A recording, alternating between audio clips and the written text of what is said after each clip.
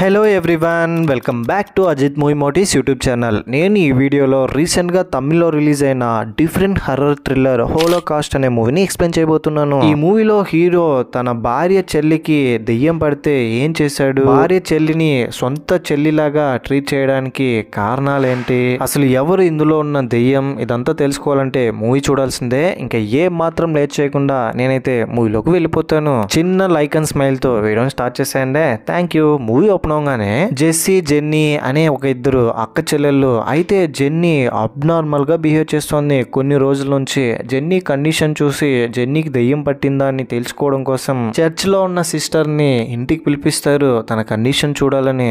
ఇప్పుడే movie title card పడుతుంది. Cut చేస్తే జెస్సీ మిథున్ వీళ్ళిద్దరూ ప్రేమించి పెళ్లి చేసుకుని ఉంటారు. ఇద్దరికి అమ్మా నాన్న ఉండరు. జెస్సీకి ఒక చెల్లి మాత్రం ఉంటుంది, జెన్నీ. జెస్సీ వాళ్ళ చెల్లి జెన్నీని మిథున్ అతని సొంత చెల్లిలా ట్రీట్ చేసేవాడు. జెస్సీకి కొంచెం జెలస్ ఉండేది, నా చెల్లి మీద ఇంత కేరింగ్ చూపిస్తున్నాడు ఏంటి నాకంటేనే. జెస్సీకి ఏమో డైరెక్టర్ అవ్వాలనేదే డ్రీమ్. అందుకోసం ఎన్నో బుక్స్ చదివి రకరకాల కథలు రాస్తూ ఉంటుంది. ఇప్పుడు మూవీ తీయాలని జెన్నీ స్క్రిప్ట్ రాయడం కోసం ఒక పని మీద మిథున్ బయటకు వెళ్తుంటే అతనితో పాటు జెన్నీ జెస్సీని కూడా తీసుకెళ్తాడు. అయితే వీళ్ళు వెళ్ళింది ఒక హాంటెడ్ హౌస్ లోకి. వినోద్ అనే ఒక ఫ్రెండ్ మిథున్ కి కీస్ ఇచ్చి వెళ్తాడు. మిథున్ కి వినోద్ కి ఇంతకు ముందే పరిచయాలు ఉంటుంది. అక్కడే పని ఉండడంతో కొన్ని రోజులు ఇక్కడ ఉండేంత వరకు ఈ ఇంట్లోనే ఉండమని చెప్పింటాడు.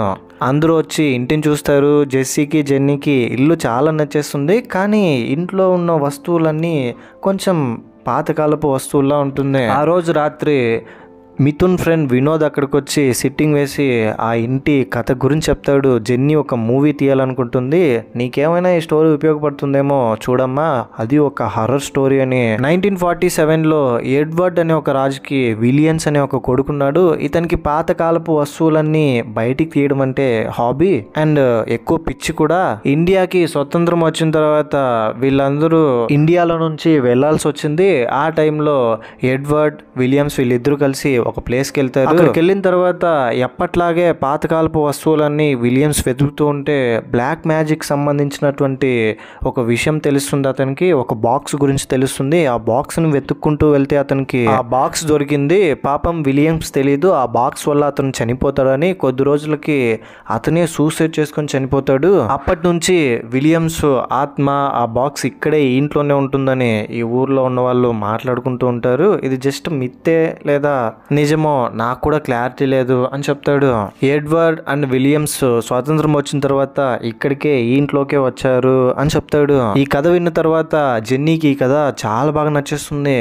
రాయడం స్టార్ట్ చేస్తుంది. ఈ కథలో క్యారెక్టర్స్ చాలా ఇంట్రెస్టింగ్ గా ఉందని వాళ్ళ అక్క జెస్సీతో చెప్పి నైట్ టైంలో పడుకోకుండా, సర్లే కానీ ఒంటరిగా పడుకోవడానికి ఏమైనా భయపడుతున్నావా అంటే, అక్క మన ఇంట్లో ఒంటరిగా పడుకునేదాన్ని కదా, ఇక్కడేమైంది హ్యాపీగా పడుకుంటానని చెప్తే జెస్సీ వెళ్ళి పడుకుంటుంది. మిథున్ అక్కడే ఉంటాడు. జెస్సీ చాలాసేపు మిడ్ నైట్ అయిపోయినా కూడా రాస్తూనే ఉంటుంది. జెస్సీ మిథున్ వీళ్ళిద్దరూ ఫిజికల్ గా కలుస్తారు. ఇక్కడ ఒక రొమాంటిక్ సాంగ్ కూడా వస్తుంది. నెక్స్ట్ డే మార్నింగ్ లేవగానే జెస్సీ కాఫీ ప్రిపేర్ చేసి మిథున్ తీసుకెళ్ళిస్తుంది.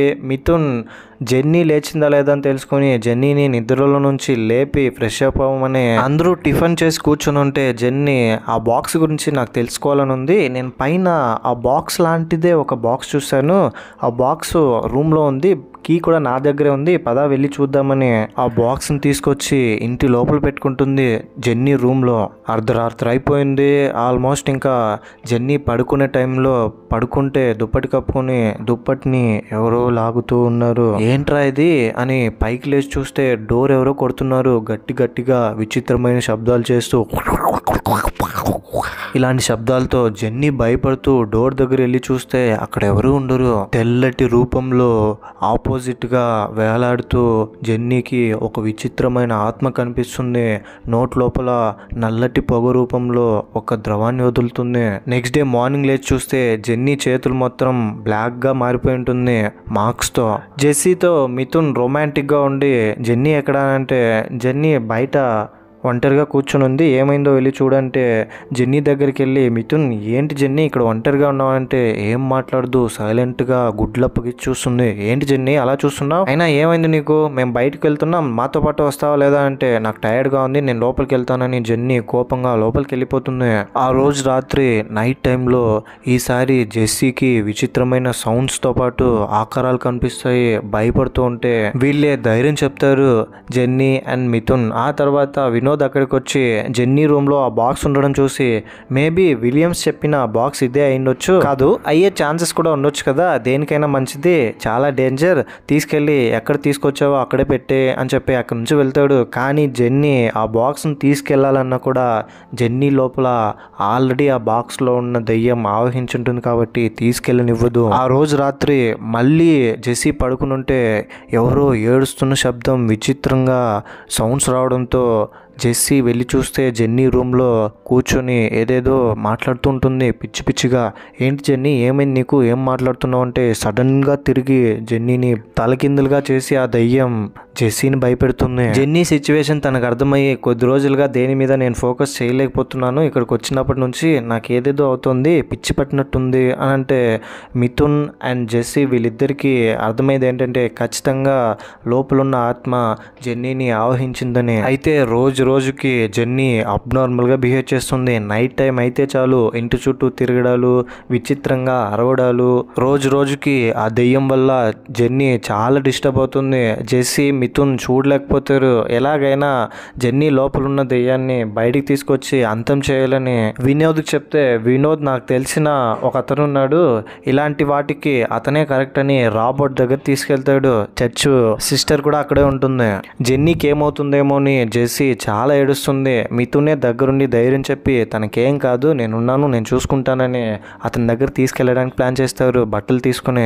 అయితే తీసుకెళ్ళడానికి కుదరకపోవడంతో రాబర్ట్ని ఇంటికి పిలిపిస్తారు. రాబర్ట్ ఇంటికి వచ్చిన తర్వాత అతనికి అర్థమైపోతుంది ఇంటి లోపల ఖచ్చితంగా నెగిటివ్ ఎనర్జీ ఉందని. ఈ రోజు రాత్రంతా నేను ఇక్కడే ఉంటానని రాబర్ట్ అక్కడున్న థింగ్స్ అన్నిటిని అబ్జర్వ్ చేస్తూ ఉంటాడు. ఈసారి ఇంటి లోపల ఉన్న దెయ్యం జెస్సీని డిస్టర్బ్ చేస్తుంది. జెస్సీని భయపెట్టడం, జెస్సీని చంపేయడానికి కూడా ప్రయత్నిస్తుంది. జెన్నీ లోపల ఆవహించి జెన్నీ సూసైడ్ చేసుకోవడానికి ప్రయత్నిస్తుంటే రాబర్ట్ చూసి ఆపి ఎవరు నువ్వు, ఏం కావాలి నీకు అని అంటే జెన్నీ స్ప్రో కోల్పోయి కింద పడిపోతుంది. ఆ తర్వాత అక్కడున్న థింగ్స్ని ఆ బాక్స్ని చూసిన తర్వాత రాబర్ట్కి అర్థమైపోతుంది ఈ బాక్స్ని డీ బుక్ అని చెప్తారు. కోరిక తీరకుండా సగం ఆయుష్లోనే చంపేసి వాళ్ళ ఆత్మల్ని ఈ బాక్స్ లో ఉంచుతారు. బ్లాక్ మ్యాజిక్ చేసి బంధించిన ఆత్మ ఉన్న ఈ బాక్స్ ని తీసుకెళ్లి దూరంగా పడేస్తారు. ఆ బాక్స్ ఎవరికైతే దొరుకుతుందో వాళ్ళల్లో ఈ బాక్స్ లో ఉన్న ఆత్మ ఆవహించి ఆత్మ కోరికను తీర్చుకుంటుంది. ఇలాగే ఎడ్వర్డ్ కొడుకు విలియమ్స్ ఈ బాక్స్ ని తీసుకోవడంతో ఆ బాక్స్ లోపల ఉన్న ఆత్మ విలియమ్స్ ని చంపేసుకుంది. ఆ ఆత్మ తన కోరిక తీర్చుకోవడంతో పాటు ఎవరైతే బ్లాక్ మ్యాజిక్ చేసి ఆత్మను బాక్స్ లో వెళ్ళేలాగా చేస్తుంటారో వాళ్ళ కోరికలను కూడా తీరుస్తుంది. ఇప్పుడు ఈ బాక్స్ లోపల ఉన్న ఆత్మ ఒక టీనేజ్ అమ్మాయిది కాబట్టి ఈ ఆత్మకి శక్తి ఎక్కువ.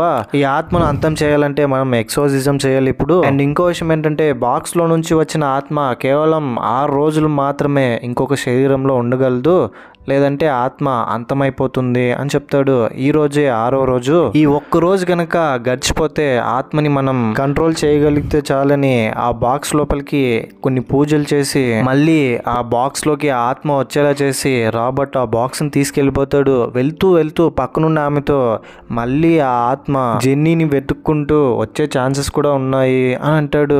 అమ్మయ్య ఫైనలీ ఆత్మ వెళ్ళిపోయింది, ఇంకా హ్యాపీగా ఉండొచ్చని జెస్సీ భర్త మిథున్, జెన్నీ వీళ్ళందరూ హ్యాపీగా ఉంటారు. ఆ రోజు రాత్రి మళ్ళీ ఆ ఆత్మ జెన్నీ రూపంలో వెతుక్కుంటూ జెస్సీ దగ్గరికి వస్తుంది. ఇంతటితో మూవీ ఎండ్ అయిపోతుంది. పార్ట్ 2 అని చెప్పి లీడ్ ఇచ్చారు. తీస్తారో తీయరో నాకైతే ఐడియా లేదు, ఎందుకంటే ఇంతటితోనే మూవీ అయిపోయింది. వీలైనంత వరకు షార్ట్ అండ్ స్వీట్ గా చెప్పడానికి ప్రయత్నించా, మీకు కొంచెం కూడా బోర్ కొట్టకుండా ఉండడానికి. ఈ మూవీపై మీ ఒపీనియన్ ఏంటి, నా ఎక్స్ప్లెనేషన్ మీకు ఎలా అనిపించింది అనే దాన్ని ఏదో ఒకటి కింద కమెంట్ బాక్స్ లో తప్పకుండా నాతో షేర్ చేసుకోండి. అండ్ ఇలాంటి కైండ్ ఆఫ్ మరిన్ని హర్రర్ మూవీస్ ఎక్స్ప్లెనేషన్ వీడియోస్ కోసం మన ఛానల్ ని సబ్స్క్రైబ్ చేసి బెల్ ఐకాన్ క్లిక్ చేసేయండి. ఇంకో ఇలాంటి ఇంట్రెస్టింగ్ వీడియోతో మీ ముందుంటాను. అంతవరకు సేఫ్ గా ఉండండి, నవ్వుతూ ఉండండి, నవ్విస్తూ ఉండండి. Thank you. జై హింద్.